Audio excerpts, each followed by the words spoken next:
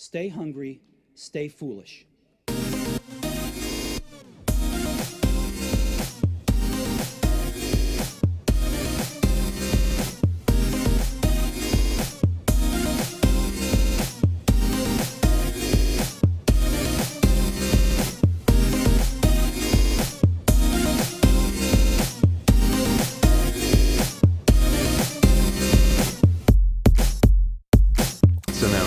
Show. We welcome Alma Jordan, CEO and founder of AgriKids. Welcome to the show, Alma. Thank you, Aidan.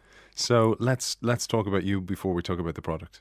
Well, I suppose I am what you would call a reluctant farmer's wife, in that I don't do brown bread making, or much to my mother's horror, I wouldn't be great around the kitchen at all. But when I became a mother in 2012, after growing up on a farm and moving and now living on a farm, I did realise that we had a very serious problem when it came to safety on our farms. And as soon as I became a mother, those safety concerns became, more hard-hitting and very much a reality. And as it then happened, in 2014, Ireland went on to have its worst ever year on record for farm accidents and farm fatalities. In that year alone, 30 people died on our farms, and 5 of those were children. Now, 3 of those children were under the age of 5, and in August of that particular year, 2 children were killed in very quick succession, I think within about 3 or 4 days of each other.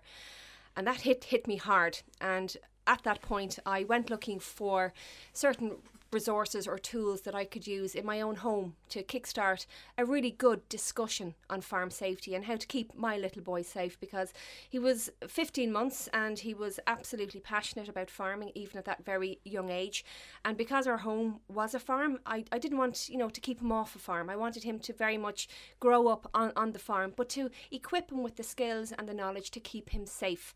So I realised that the resources that were available were very much targeted towards farmers and were not really taking into account a very influential audience, which were the farmers' wives, which were children, which were families, which were rural communities. So I set about creating a concept and a suite of products that I believed would be, pivotal in bringing about dialogue and discussion in homes and in classrooms. And that's really where AgriKids was founded. I started writing a series of storybooks called Tales from Riverside Farm, and each story deals with a specific area of concern when it comes to farm safety. So they deal with machinery or livestock or a falling, and each of them are very real to a life. I called on a lot of experiences from my own childhood, and I packaged those experiences in a fun and engaging story. And I've Mr. Brambles, who is a hedge sprite, and his friends Tom and Sarah, who all live on Riverside Farm. And Mr. Brambles basically helps the children when they get themselves into a sticky situation. I'm planning 6 books in total, and I'm bringing out my 4th just after Christmas, which will be called The River Raft. So no prizes for guessing what that one will be about. But as soon as I began to write the books, I realised that I had really hit on something. Mothers were getting in touch with me, grandparents were getting in touch with me, looking for more books and more resources. So I began to look at other areas that I could develop, and over the last 10 months I've done workshops in schools and libraries for nearly 2,000 children, all on farm safety. I do storybook readings, and I do a 20 to 30 minute interactive session where I have brown fizzy water, which is our slurry pit. I dress them up as animals, and we talk about the various behavioural attributes that we look for within, if a bull is getting angry or if a horse is getting angry. And we also talk about, when a dog is happy and when a dog is not happy. And it's really empowering children. And the rationale is, through the work I did with Repack and the Green Schools programme, we were key sponsors of the Green Flag and Green Schools programme, and I saw firsthand how passionate children were about recycling and conservation. And I said if they could bring that learning outcome from the classroom and bring it into their home, which they were doing, and favourably impacting recycling rates as a result, absolutely the same can be done with farm safety. And this is really what I'm striving to achieve. And I would love nothing more than to see farm safety on the curriculum, and to normalise it so that we actually can look forward to a much safer future on our farms. Yeah, and it's funny because I grew up not far from where you're from now, in Julianstown. I was Gormanstown, which is only up the road. Kick of the ball away. It absolutely is. Yeah, small a good world. kick now. Yeah. But I grew up around that. I remember deaths, and I remember being my parent. The way my parents did it was exactly what you did. They told us stories about. I remember my dad telling me the story about this never-ending pit that if you fell into it, you would sink forever, and it scared the bejesus out of us, and we wouldn't go near it. But also, then there was tales like there was horrific stories of kids drowning and in barrels of water and stuff like this. And I remember a couple of ads and stuff like that. But the thing is, in today's world, those ads are less seen because we're not all sitting around the TV around, it's not destination TV anymore, and there's a lot of noise out there. And it's funny because when I saw your product, I was like, we always talk about doing this for children, but it's the same for adults. We need to be, like the show is the innovation show. We talk about this on the show so many times that you need to immerse people, or you need to tell stories, because we're storytellers at heart, to actually get us to ingrain what the process is, or what the piece of knowledge is, for it to really hit home. And what you're doing with kids has to be done with adults as well. And it's like PowerPoint slides, death by PowerPoint, instead of telling stories around a product, etc. So it's a fascinating space to get into, and very timely. And you feel, it's great that you're doing this, and this is where I wanted to spread the word of what you're doing, because I think it's great. And how did you get started? I mean, are you just doing this around managing your kids? Yeah, absolutely. I mean, it's 18 months. We launched in June of last year with the Department of Agriculture. The then Minister for Agriculture at the time, Simon Coveney, took part in our photo call. And it was really only supposed to be about, bringing some storybooks and to allow children to share their learning outcomes with their parents. So for the books, they're very much the primary school market, but for 4 to 6 years of age, parents are reading these stories to their children at bedtime, and they're reading it to them at story times in a very social, very warm, very engaging session. And then the older children are reading the books themselves and sharing them with their friends, and this is the feedback that I'm getting from people now. So we're very much doing a whole cycle of a learning for adults and children working together. So even though my end user are children, my market is absolutely parents, and it's all about kind of creating all this discussion in the home on farm safety. And I've even started looking now at how else we actually learn and how else we absorb knowledge. And when you were talking there about, the different ads we used to see on TV, I remember I was obviously a child in the 80s, and I actually still remember the TV ad of the child upturned in the barrel of water. Oh, and yeah, that's the one, yeah. The two guys talking in the farmyard. We don't see those ads now. And I suppose it is because our screen space is so busy. We've got tablets now. We've got, our mobile devices. So that is why I'm actually a finalist in the Innovation Arena Awards at the National Ploughing Championships. Congratulations. This year. I was lucky enough to be a finalist there last year based on the AgriKids concept, but now I've gone AgriKids digital, and we're currently developing a gaming app based on the storybooks. So all my characters are now being put into a digital game, and again, you, the user, the child, has the opportunity to help Tom and Sarah in the story to stay safe. So again, it's in putting children in the driving seat when it comes to bringing about safety, but it's kind of going now through a medium that they're actively using and actively engaged with. And at the end of the day, the future of farming, definitely for me, is very much an agri-tech sector. There are more and more farmers using mobile devices and handheld tablets for the day-to-day management of their farms, for compliancy, for traceability, for herd management, etc. So we need to start educating our children now on how to use these devices, because it is going to be their technology of the future. And for so many children living on a farm, that is going to be their enterprise of the future. So I have to learn how to use these. I mean, to have to say developing a gaming app is a learning curve, the straightest learning curve there is. I'm having to familiarise myself with terms that I never thought I'd ever have to use. But, when you take yourselves out of a certain comfort zone, it's amazing what you can achieve and what you can learn. 18 months ago, I would never in a million years have called myself an entrepreneur, not even a businesswoman. But now I've won silver in the Bank of Ireland Startup Awards.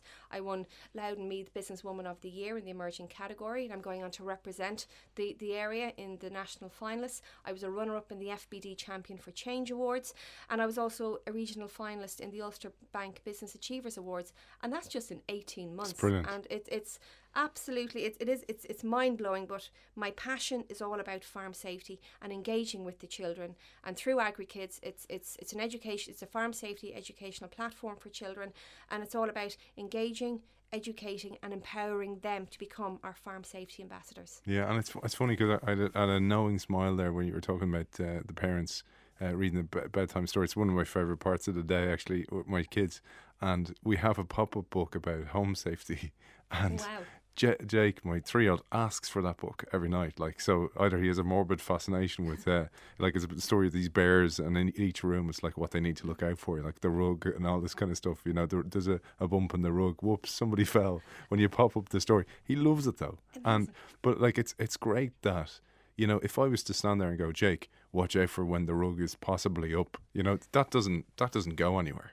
And this is what I mean, that when I saw what you do, I just saw such a parallel with business communication, because it's the same in business. Like, we're built this way, we're wired this way to receive the information if we're immersed in it or included in it or engaged in it. Same with media.